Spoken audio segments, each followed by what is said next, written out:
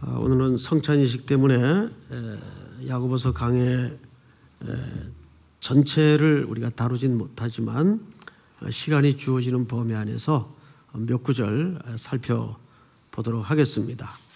오늘 제목이 네 믿음을 보여봐입니다. 믿음을 어떻게 보이나요? 우선 첫 절 14절에 보면 이렇게 되어 있죠. 내 형제들아, 만일 사람이 믿음이 있노라 하고 행함이 없으면, 여기 행함이라는 단어보다는 사실 영어 번역에는 좀 차이가 있는데 액션, 행동하는 것으로 번역을 하는 게 조금 더 실제적입니다. 행동하는 것이 없으면 무슨 유익이 있으리요? 그 믿음이 능히 자기를 구원하겠느냐?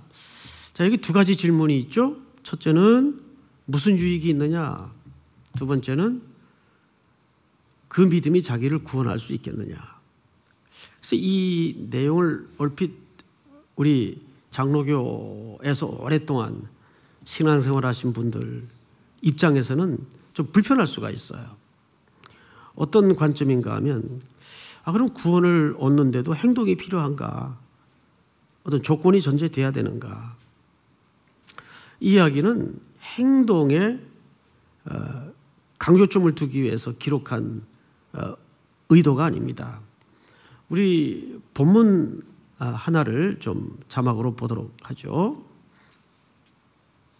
거짓 선지자들을 삼가라. 이 거짓 선지자들이란 말은 종교적으로 외형상으로는 더없이 완벽한 사람들을 얘기합니다. 성경도 달달달 외우고 잘 가르치고 또 종교적인 규칙과 또 부칙도 잘 지키고 아주 율법에 능통한 자들이죠. 양의 옷을 입고 너희에게 나오나 속에는 노략질하는 일이라. 16절 한번 같이 읽을까요? 시작. 그들의 열매로 그들을 알지니 가시나무에서 포도를 또는 엉겅퀴에서 무화과를 따겠느냐. 자, 너무 상식적인 얘기 같은데 그들의 열매로 뭘 안다고 되어 있습니까? 그들을 안다. 그러면 여기에서 강조하고 싶은 초점이 열매입니까? 그들입니까? 그렇죠. 강조하고 싶은 초점이 열매를 얼마나 맺느냐, 열매가 있느냐 없느냐 이 문제가 아니라 그들이 누구인지를 뭘로 검증하겠다는 겁니까? 열매로 검증하겠다는 거예요. 그러면서 아주 쉬운 예증을 하나 꺼냈어요. 가시나무에서 포도가 맺히는 법이 있겠느냐? 또 엉겅퀴에서 무화과를 따겠느냐? 있을 수 없는 이야기죠. 그렇듯이 신앙생활을 십수년 또는 수십 년을 해도 열매와 삶의 변화가 나타나지 않는다면 왜 열매를 못 맺고 왜 변화가 없느냐? 여기에 방점이 있는 게 아니고 그럼 그 믿음을 의심해 봐야 된다 그 말이에요. 그게 진짜 믿음일까? 제가 야고보서 우리는 1장에서부터 무슨 이야기에 근거를 두고 쭉 이 이야기가 흘러오는가를 알아야 됩니다. 하나님께서 우리를 낳으셨답니다. 뭘로 낳으셨다고 되어 있죠? 진리의 말씀으로. 그럼 당연히 우리의 전 삶의 종합적인 영역에서 어떤 열매가 나오는 게 정상일까요? 그 진리에 따른 삶의 결과와 열매가 맺히는 게 정상적인 나무예요. 근데 그게 안 맺힌다면 그 나무가 이게 가짜일 수도 있겠구나라고 의심할 수도 있다는 얘기예요. 그러니까 야고보 사도에 진짜 강조하고 싶은 것은 뭐냐면 행위를 강조하는 게 아니라 참 믿음이 뭐냐? 당신의 믿음이 참 믿음이냐? 참 믿음이라면 당연히 그 믿음은 진리의 말씀으로 태어난 믿음일 것이고 그 근거로 삶의 변화와 삶의 열매가 당연히 맺어져야 된다는 이야기를 강조하고 싶었던 거예요. 그러니까 야고보 사도는 보통 야고보서 하면 행함을 강조한다. 아니에요. 행함은 어떤 의미에서는 저절로나 당연히 맺어져야 되는 부분이라는 것을 거꾸로 설명하는 겁니다. 다음 절을 한번 볼까요? 17절. 이와 같이 좋은 나무마다 아름다운 열매를 맺고 못된 나무가 나쁜 열매를 맺나니. 당연하죠. 사람들이 배나무하고 사과나무를 잘 구분 못한대요. 처음에는 비슷하게 생겨가지고. 그런데 한눈에 배나무, 사과나무를 구분할 수 있는 방법이 있어요. 때가 되면 열매가 계절 끝에 맺히겠죠? 그럼 어느 게 배나무입니까? 배가 열리면 배나무예요. 이게 배나무였구나. 그런데 이쪽에는 사과가 열렸어요. 이게 사과나무였구나. 열매를 보고 뭘 확인해요? 배나무, 사과나무를 확인한다고요. 그러니까 야고보 사도가 진짜 강조하고 싶었던 것은 그게 진짜 믿음인가? 참 믿음인가? 가짜 믿음인가? 양의 탈을 쓴 거짓 선지자들인가? 그거를 구분하자는 거예요. 그 당시에는 헬레니즘 문화에 시대가 젖어 있었기 때문에 사람들의 의식구조 한복판에 이원론적 생활 양식이 매우 자연스러웠어요. 사고구조가. 그래서 고백과 삶이 충분히 다를 수 있었어요. 이것이 신앙에 많은 병폐를 가져왔습니다. 그래서 헬레니즘에서 진리라는 말은 우리가 생각하는 것과 조금 달라요. 헬레니즘에서 진리라는 말은 눈에 보이는 게 진리예요. 사실이 진리예요. 현상이 진리예요. 그 뿌리를 생각하지 못한다고요. 그러니까 예 형제님, 그럼요. 그러면 좋은 신자예요. 근데 속은 이리일 수 있고 늑대일 수 있단 말이에요. 자, 그런데 우리가 한 걸음 더 들어가서 15절을 좀 볼까요?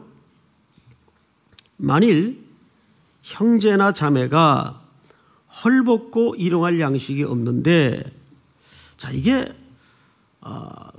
정말 평범한 말이 아닙니다. 보통 일반 사도들은 서신을 쓸 때에 남녀 또 모든 그리스도인들을 총칭해서 그냥 형제라고 씁니다. 그래도 누구든지 알아들어요. 그 안에 어느 범주까지 포함되어 있는 대사인가를 대충 압니다. 그런데 가끔 가다가 이렇게 야고보처럼 형제와 자매를 구분해서 의도적으로 자매를 밝히는 경우가 있어요. 여기에는 그 시대의 상 때문입니다. 특별히 뭐에 대한? 여성의 지위에 대한 시대상 때문에 자매라는 신분과 자리매김을 의도적으로 구분합니다. 그 당시에 여성의 지위는 오늘 우리 21세기를 사는 현대인들의 개념으로 이해해서는 안 돼요. 굉장히 비천했을 뿐만 아니라 그 시대의 지위조차가 없었어요.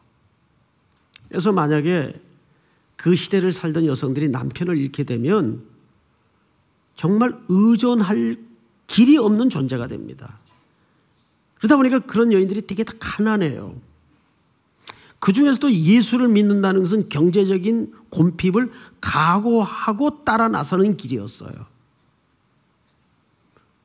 하도 로마 제국 아래 예수 그리스도를 믿는 사람들에게 가하는 그 시스템적인 핍박이 워낙 심했기 때문에 핍절과 가난을 각오해야 했습니다.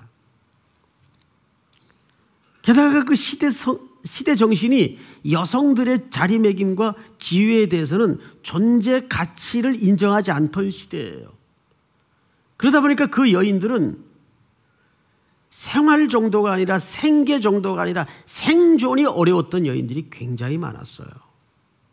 그래서 여기 야고보 사도가 만일 형제나 자매라는 아무도 돌아보지 않는 그 자리를 일부러 거론하고 있는 거죠. 또 볼까요?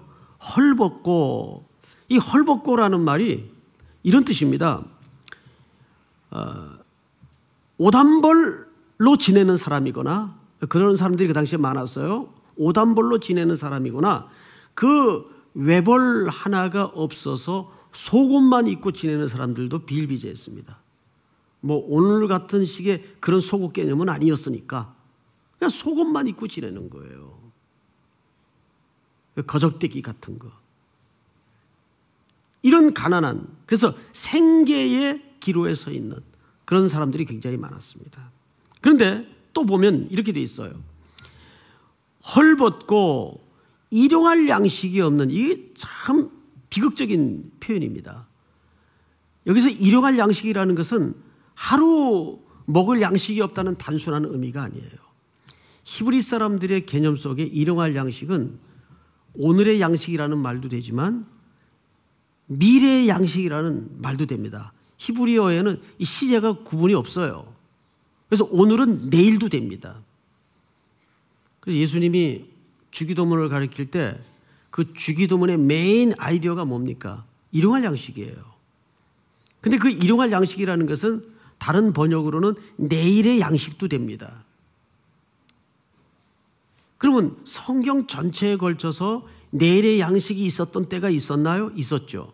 출애굽 때입니다. 안식일 전날에는 반드시 하루 분량의 안식일 끝까지 내일의 양식이 내렸어요. 그래서 그 내일의 양식이 언제 내렸죠? 오늘 내렸어요. 오늘. 그 이해가 가능했던 것은 히브리 사람들에게는 오늘이나 내일이나 시제가 같기 때문입니다. 그러면 내일은 어느 날의 양식이었어요? 안식일 날의 양식이었어요. 그럼 안식일의 주제예요. 안식일의 주인은 누굽니까? 그리스도예요. 바로 그 내일의 양식은 그리스도를 얘기합니다.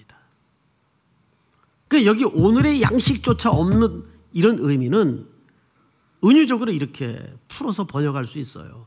미래가 없는, 희망이 없는 그런 사람들을 얘기합니다. 여러분 가깝게는 우리 주변에 보세요. 그리고 이거 헐벗고 오늘의 양식이 없는데라는 말이, 없는데라는 말이 현재 분사로 돼 있어요. 문법 구조를 보면 현재 분사라는 건 무슨 뜻입니까? 이 상태가 지속되고 반복되고 있다는 뜻이에요. 그것이 지금 우리 주변에 늘 가까이서 만나는 고단한 정처 없는 삶을 살아가는 분들의 전형적인 삶의 모습 아니에요. 그들을 돌아보라는 것이 교회 공동체의 과제입니다. 준엄한 시대적 명령이고 성경의 가장 소중한 하나님의 가치였어요. 그러니까 15절 한 절만 보면 만일 형제나 자매가 헐벗고 일용할 양식이 없는데, 이 말이 간단히 들리십니까? 간단히 들어야 될 얘기가 아니에요. 마지막으로 16절을 한번 같이 읽어보십시다. 시작. 너희 중에 누구든지 그에게 이르되 평안히 가라, 덥게 하라, 배부르게 하라 하며 그 몸에 쓸 것을 주지 아니하면 무슨 유익이 있으리요? 이 표현 자체도 2000년 전 시대로 거슬러 올라가서 어떤 용례로 쓰여졌는가를 이해를 가지고 들어갈 필요가 있는데, 평안히 가라라는 말은 마치 무슨 인사와 복을 빌어주는 것처럼 느껴지지만 이런 뜻입니다. 우리 여기까지다. 평안히 가시오. 우리 대화는 여기까지입니다. 그러니까 이게 굉장히 비열한, 아주 냉소적인 표현입니다. 평안히 가시오. 당신하고 나는 여기까지입니다. 그런데 그 뒤에 이야기를 잘 들어보세요. 평안히 가라, 덥게 하라, 배부르게 하라 하며 그 몸에 쓸 것을 주지 아니하면. 그러면 잘 보세요. 당신하고 나는 여기까지인 것 같습니다. 가서 덮게 하시고 배부르게 하십시오. 그러면 지금 이 사람이 그 사람의 필요를 구체적으로 알고 있다는 얘기입니까? 모르고 보낸다는 얘기입니까? 알고도 보낸다는 얘기예요. 그런데도 필요를 채워주지 않고 당신하고 나는 여기까지인 것 같습니다. 내 당신을 위해서 기도 많이 해줄게. 이런 뜻이에요. 종교의 껍데기로 포장하는 거죠. 내 당신의 허기를 위해서 기도할게요. 당신과 나는 여기까지입니다. 교회가 이런 행동을 해서는 안 되겠죠. 그렇죠, 여러분? 이건 공동체의 책임이에요. 이 부분에 대해서 너무너무 예수님의 마음을 담아 나눌 이야기가 참 많습니다. 오늘 낮에 못다한 이야기는 오늘 저녁에 누가복음 11장에 한밤중 찾아온 친구의 이야기가 풀어질 겁니다. 거기에 진짜 결론이 있어요. 오늘 저녁에 다 나오시기 바랍니다. 결론은 오늘 밤에 하도록 하겠습니다. 다 일어나십시다.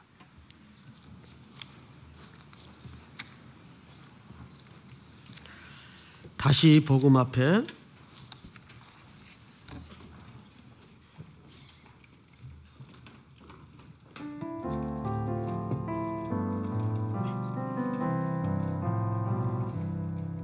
많은 일을 말하고 많은 일을 노래는 하지만 정작 가지 않는 길 두려운 생각보다 많이 힘들고 험한 길보단 그저 말로만 가려기에 점점 멀어져만 가네. 내게 생명 주었던 그 길 점점 이용하려 하네. 내게 사랑 주었던 그 길 다시 보는 앞에 내 영혼선에 주님 만난 그때 나 다시 돌아가 주님께 예배를 드리며 다시 십자가의 길 걸으리. 하나님, 우리 삼일교회와 한국교회가 행함의 열매가 있는 복음 앞으로 다시 돌아가게 하여 주시옵소서. 특별히 우리 주변에 눈에 느끼게 하시고 보이게 하시는 미래가 없는 인생들을 향하여 귀 닫고 눈 감고 입 닫지 않도록 순종케 하여 주시옵소서. 지금은 우리 구주 예수 그리스도의 은혜와 아버지의 사랑과 성령님의 교통하심이 머리를 숙여 경배하는 사랑하는 우리 삼일의 모든 성도들, 해외, 군에 멀리 출타 있는 가족들, 그리고 복중의 생명들까지 영원토록 함께 있을지어다. 아멘.